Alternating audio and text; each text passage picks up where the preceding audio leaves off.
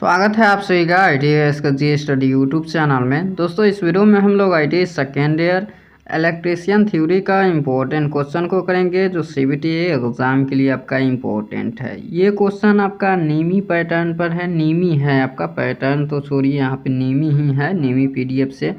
तो ये क्वेश्चन आपका, चलिए यहाँ पे 226 से हम स्टार्ट करते हैं। इसके पहले वाला क्लास नहीं देखे हैं तो चैनल को प्लेलिस्ट में जाना पड़ेगा।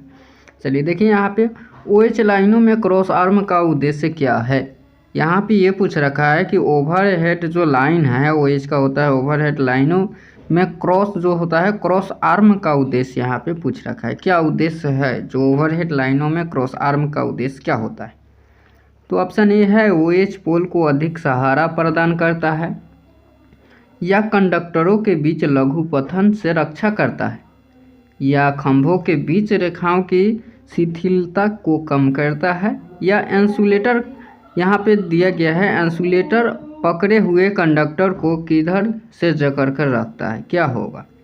देखिए हम आपको बता दें जो ओवरहेड लाइन होता है वो क्रॉस आर्म का जो उद्देश्य यहाँ पे होता है वो क्रॉस आर्म का जो उद्देश्य होता है वो इंसुलेटर पकड़े हुए इंडक्टर को कंडक्टर को जकड़ कर रखता है। क्या इंसुलेटर को जो पकड़े हुए है वो कंडक्टर को जकड़ कर रखता है, ध्यान में रखिएगा। चलिए नेक्स्ट क्वेश्चन, इस क्वेश्चन का राइट आंसर डी हो जाएगा आप लोग ये सब। चलिए नेक्स्ट क्वेश्चन, अगला क्वेश्चन देखिए OH लाइन, ओवरहेड लाइन जो होता है ऊपर से यहाँ पे ले जाया जाता है। जैसे आप लोग ट्रांसमिशन लाइन ये सब देखते हो, डिस्ट्रीब्यूशन लाइन ये सब जो यहाँ पे ले जाया जाता है ओवरहेड लाइन। चलिए यहाँ पे भूमिगत केबल की तुलना में ओवरहेड लाइनों का क्या फ़ायदा है। देखिए आपका जो भूमिगत केबल होता है उसमें ओवरहेड लाइन OH लाइन का क्या उद्देश्य होता है। पहले आप ये समझ लीजिए भूमिगत केबल, यहाँ पर जो भूमिगत केबल होता है वह नीमी में जो है आपका नीमी में भूमिगत केबल से रिलेटेड आपको यहाँ पे सवाल दिए जाएंगे। बहुत सवाल यहाँ पे बनने वाले हैं और यहाँ पे पूछा जाता है भूमिगत केबल से। एक से इंगित नाम का ये नाम बताइए भूमिगत केबल के, यही सब पूछा जाता है। तो आप लोग पहले भूमिगत केबल समझ लीजिए। देखिए भूमिगत केबल किसे कहते हैं, तो इलेक्ट्रिकल का वैसा केबल जो होता है जो भूमि के अंदर ले जाया जाता है। जो हम ज़मीन के अंदर से भूमि के अंदर में हम केबल को ले जाए, जो एक स्थान से दूसरे स्थान पर तक बिजली का प्रदान करे, इलेक्ट्रिकल का प्रदान करे, वही भूमिगत केबल होता है। देखिए जैसे सीधी तरह हम बात करें तो ऐसे आ जाता है भूमिगत केबल किसे कहते हैं। तो देखिए वैसा केबल जो बिजली को एक स्थान से दूसरे स्थान तक भूमि के अंदर से ले जाए उसे हम भूमिगत केबल कहते हैं। ये ध्यान में रखिएगा, ठीक है। भूमिगत केबल जो होता है भूमि के अंदर से वायर जाता है, जो केबल होता है वो जाता है, ठीक है। जैसे आप लोग छत के अंदर वायरिंग देखते होइएगा, पाइप जो है वो डाला जाता है और उसके अंदर में है वायर ले जाया जाता है।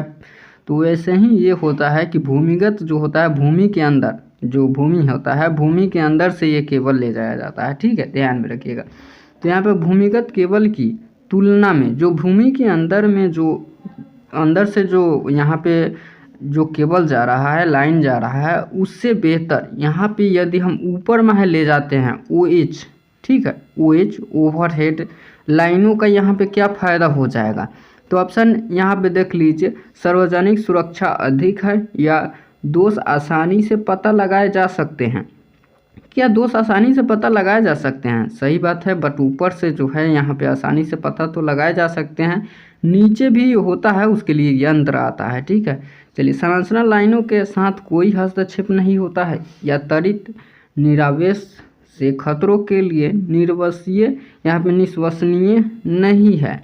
तो देखिए यहाँ पे तो 4 ऑप्शन आपके सामने दिया गया है, बट यहाँ पे लाभ के बारे में बात करिए। यहाँ पे भूमिगत केबल की तुलना में ओवरहेड लाइनों का जो है फ़ायदे के बारे में बात करें, लाभ के बारे में बात करें, तो हम आपको बता दें कि वही होगा कि यहाँ पे दोष जो है आपका दोष आसानी से आप पता लगा सकते हैं, ठीक है। देखिए यहाँ पे हम आपको बता दें कि देखिए जब कोई वायर टूट जाता है तो आप ऊपर से जो वायर ले जा रहे हैं, जो आपका केबल ले जा रहे हैं, उसमें तो पता चल जाएगा कि हाँ यहाँ से टूटा हुआ है, बट नीचे में आपको पता नहीं चलता है। तो इसके लिए भी हम यंत्र का उपयोग करते हैं। जो ये यंत्र होता है वो नाप लेता है कि हाँ यहाँ पे डिफ़ॉल्ट है, बट यहाँ पे आसानी पूछ रखा है, ज़्यादा से ज़्यादा यहाँ पे फ़ायदा पूछ रखा है, तो बस वही होगा OH लाइन, जिसको हम डिफ़ॉल्ट हो जाता है तो हम आसानी से ढूंढ लेते हैं। ठीक है, चलिए नेक्स्ट क्वेश्चन। आशा करता हूँ ये आपको समझ में आया होगा भूमिगत केबल, और इससे कोई भी सवाल आए तो आप यहाँ पे डरिएगा नहीं। चलिए, यहाँ पे ट्रांसमिशन लाइन वोल्टेज को किस स्थान पर उपभोक्ता आपूर्ति वोल्टेज में ले जाया जाता है, पूछ रखा है। ट्रांसफॉर्म यहाँ पे ट्रांसमिशन लाइन है, आप लोग देखते होइएगा डिस्ट्रीब्यूशन लाइन, यहाँ पे यहाँ पे ट्रांसमिशन लाइन, यहाँ पे आप लोग ये सब देखते होइएगा, ये बड़ा बड़ा यहाँ पे आता है। ट्रांसमिशन लाइन में वोल्टेज को किस स्थान पर उपभोक्ता आपूर्ति वोल्टेज में ले जाया जाता है। देखिए यहाँ ऑप्शन 4 है, या मोबाइल सब स्टेशन, खंड सब स्टेशन, माध्यमिक बस स्टेशन सब स्टेशन और वितरण सब स्टेशन। तो देखिए हम आपको बता दें, यहाँ जो ट्रांसमिशन लाइन वोल्टेज को किस स्थान से, यहाँ पे जो है किस स्थान पर उपभोक्ता आपूर्ति वोल्टेज में ले जाया जाता है, तो यहाँ पे आपका जो होगा वो वितरण सब स्टेशन के द्वारा होता है। क्या? वितरण सब स्टेशन के द्वारा। चलिए नेक्स्ट क्वेश्चन। यदि डिस्क इंसुलेटर, यहाँ पे दिया गया है, यदि डिस्क इंसुलेटर क्षतिग्रस्त हो जाता है, क्या पूछ रखा है, पहले आप इसको समझिए गौर से। यदि डिस्क इंसुलेटर क्षतिग्रस्त हो जाता है तो डिस्क इंसुलेटर की स्ट्रिंग व्यवस्था का क्या होगा। देखिए पहले आप ये समझिए इंसुलेटर होता है क्या। इंसुलेटर वैसे पदार्थ को कहते हैं जिसके अंदर जो है बिजली की प्रवाह नहीं होती है।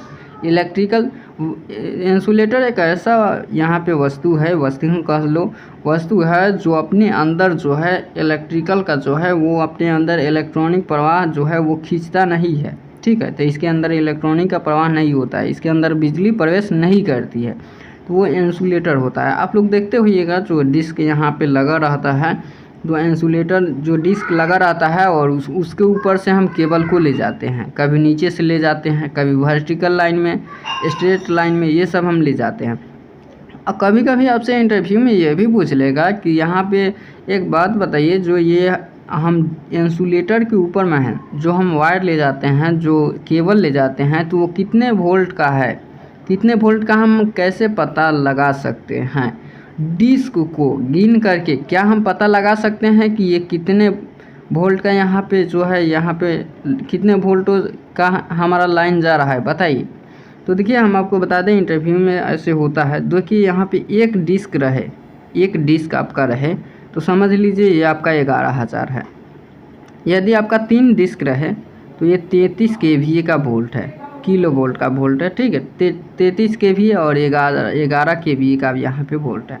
अब यहाँ पे ये कंडीशन आ जाता है, अब तो ये भी बात करोगे कि 6 डिस्क यहाँ पे रहेगा तो 66 kVA का यहाँ पे हो जाएगा। बट यहाँ पे 2 कंडीशन रखे जाते हैं। देखिए एक होता है वर्टिकल और दूसरा होता है स्ट्रेट। देखिए वर्टिकल यदि डिस्क ऐसे ऐसे यहाँ पे लगे हो, नीचे की तरह लगे हो, तो ये वर्टिकल हो जाता है और इसमें 5 ही डिस्क में आपका चला जाता है और यहाँ पे 86 kV यहाँ पे आपको आ जाएंगे। ठीक है, और यदि यहाँ पे स्ट्रेट में रहे, वर्टिकल ना छोड़ के स्ट्रेट लाइन में रहे, स्ट्रेट सीधा रहे, जैसे कि एक डिस्क है और ये सीधा रहे, ऐसे रहे, जैसे कि ऐसे रहे, तो ये सोच लीजिए ये आपका 6 डिस्क हो जाएंगे 66 kVA में। ठीक है, अब 132 kVA में आप ये बोलोगे कि यहाँ पे आपका 132 है, तो ये 132 kVA यदि है तो इसमें कितने डिस्क लगेंगे। तो आप ये ध्यान में रखिएगा 132 kVA में जो है आपका 9 डिस्क लगते हैं, वो भी वर्टिकल में रहेगा नीचे की तरफ। ठीक है, जो नीचे में है वायर ले जाते हैं और ये वर्टिकल के तरह रहता है। ठीक है, यदि ये स्ट्रेट में रहे तो ये 10 लगेंगे। ठीक है, ये सीधा रहें तो 10 डिस्क लगेंगे, ये सब ध्यान में रखिएगा। तो यहाँ पे क्या पूछ रखा है, यदि डिस्क इंसुलेटर क्षतिग्रस्त हो जाए तो डिस्क इंसुलेटर की स्ट्रिंग जो है, स्ट्रिंग व्यवस्था का क्या होगा। तो बताइए यहाँ पे क्या होगा, 4 ऑप्शन दिया गया। तो देखिए यहाँ पे डिस्क इंसुलेटर का जो यहाँ पे स्ट्रिंग व्यवस्था जो है ये क्या होगा। तो देखिए स्ट्रिंग व्यवस्था जो है ये केवल क्षतिग्रस्त डिस्क कार्य नहीं करेगा। तो देखिए यहाँ पे जो केबल है आपका, केबल है वो क्षतिग्रस्त हो जाएगा, बट यहाँ पे डिस्क कार्य नहीं करेगा, ध्यान में रखिएगा। चलिए नेक्स्ट क्वेश्चन। जोड़ों क्या है, जोड़ों को बांधने वाली एल्युमिनियम क्रोड वाले कंडक्टर पर स्पार्किंग को कैसे रोका जा सकता है। तो देखिए यहाँ पे जो जोड़ों को बांधने वाली स्पार्किंग क्रॉस वाले कंडक्टर पर स्पार्किंग को कैसे रोका जा सकता है। तो आप कैसे रोक सकते हैं, तो बांधने वाले घुमाव को कसकर रखना चाहिए। आप जैसे ही बांध रहे हो तो बांधने वाले घुमाव को कसकर रखिए, ठीक है। चलिए नेक्स्ट क्वेश्चन अगला है आपके सामने। OH कंडक्टर पर त्वचा के प्रभाव का क्या होगा अगर कंडक्टर का व्यास छोटा है। क्या पूछ रखा है यहाँ पे, OH कंडक्टर ओवरहेड कंडक्टर जो है ओवरहेड कंडक्टर पर त्वचा का प्रभाव का क्या होगा अगर कंडक्टर का व्यास छोटा है, 1 mm है मान लीजिए। तो यहाँ पे क्या होगा, नगण्य हो जाएगा, अधिकतम तक बढ़ जाता है, या कोई असर नहीं होगा, या मान का आधा घट जाएगा, बताइए। तो देखिए हम आपको बता दें OH कंडक्टर पर त्वचा के प्रभाव का क्या होगा, जो कंडक्टर का व्यास छोटा हो जाएगा। तो यहाँ पे वही होगा आपका जो नगण्य हो जाता है, ये आपका जो त्वचा होता है यहाँ पे बॉडी का जो ऊपरी भाग त्वचा होता है वो नगण्य हो जाएगा। चलिए नेक्स्ट क्वेश्चन यहाँ पे देखिए क्या पूछ रखा है। लीकेज करंट प्रोटेक्शन से बचाव हेतु वाइंडिंग सर्किट के साथ कौन सा सर्किट ब्रेकर यहाँ पे लगाया जाता है। क्या पूछ रखा है, जो आपका लीकेज करंट होता है उसको प्रोटेक्शन से बचाव हेतु वाइंडिंग सर्किट के साथ कौन सा सर्किट ब्रेकर लगाया जाता है। ऑप्शन ए है आपके सामने यहाँ पे देख लीजिए। ऑप्शन ए है OCB, बी है MCB और सी है ELCB और डी है MCCB। तो यहाँ पे 4 ऑप्शन दिए गए हैं और पूछ रखा है लीकेज करंट प्रोटेक्शन से बचाव हेतु वाइंडिंग सर्किट के कौन सा सर्किट ब्रेकर लगाया जाता है। जब भी आपका लीकेज करंट जब प्रोटेक्शन जो होता है बचाव हमारा करना है, जो वाइंडिंग सर्किट को जो कौन सा ब्रेकर यहाँ पे लगाया जाता है, तो ये आपके सामने 4 ऑप्शन यहाँ पे दिए गए हैं और वो जो है ELCB लगाया जाता है। क्या लगाया जाता है, ELCB। क्या ध्यान में रखिएगा, ELCB लगाया जाता है। तो देखिए आप लोग ये सब देखते होइएगा, MCCB है, ELCCB है, ये सब आप लोग देखते होइएगा। तो देखिए MCB का ही बड़ा भाई है, ये बड़े लेवल पर काम करता है, ये MCB का ही बड़ा भाई है, ये MCCB, ठीक है। ये आप ध्यान में रखिएगा, काम तो वही करता है बट ये जो है ये ट्रिप तो करता है बट ये ज़्यादा पावरफुल होता है, ठीक है, ध्यान में रखिएगा। चलिए नेक्स्ट क्वेश्चन यहाँ पे 233 नंबर है, देख लीजिए। पावर कट ऑफ के बाद, जब भी आपका कोई पावर कट ऑफ के बाद हो जाता है तो कौन से रिले अपने संपर्कों को स्थिति में रखते हैं। देखिए रिले आप लोगों को पता होगा जो ये स्विचिंग का काम करता है, ये ट्रिप करता है, कभी ऑन ऑफ ये सब। तो देख लीजिए यहाँ पे पावर कट जाने के बाद, यहाँ पे पावर कट ऑफ के बाद कौन से रिले अपने संपर्कों को स्थिति में बनाए रखता है। जब भी कोई आपका पावर मशीन है, यहाँ पे कोई भी सर्किट है, कोई मशीन है, जब भी आपका बिजली चला जाता है उसमें से पावर कट जाता है, तो वो कौन सा रिले है आपके सामने जो संपर्क की स्थिति में जो है वो बनाए रखता है, वो स्थिति अभी तक बनाए रखता है। रिले यहाँ पे रीड रिले, धारा रिले, वोल्टेज रिले या लैंचिक रिले, कौन सा रिले होगा बताइए। तो यहाँ पे तो 4 ऑप्शन दिया गया है और वो जो रिले होगा आपका लैंचिक रिले होगा। क्या, लैंचिक रिले होगा, ध्यान में रखिएगा। चलिए नेक्स्ट क्वेश्चन यहाँ पे क्या पूछ रखा है, देखिए सर्किट ब्रेकर का नाम क्या है। देखिए आपके सामने ये एक सर्किट ब्रेकर दिया गया है और इसका नाम पूछ रखा है कि ये जो कौन सा सर्किट ब्रेकर है। तेल सर्किट ब्रेकर, यहाँ पे एयर ब्लास्ट सर्किट ब्रेकर, यहाँ पर निर्वात सर्किट ब्रेकर या एयर ब्रेक सर्किट ब्रेकर, बताइए कौन सा सर्किट ब्रेकर है। यहाँ पे 4 ऑप्शन है और सर्किट ब्रेकर का नाम बताइए। तो देखिए हम आपको बता दें कि ये जो आपके सामने सर्किट ब्रेकर दिया गया है ये कौन सा सर्किट ब्रेकर है, तो ये है एयर ब्लास्ट सर्किट ब्रेकर। कौन सा है, एयर ब्लास्ट सर्किट ब्रेकर, ध्यान में रखिएगा।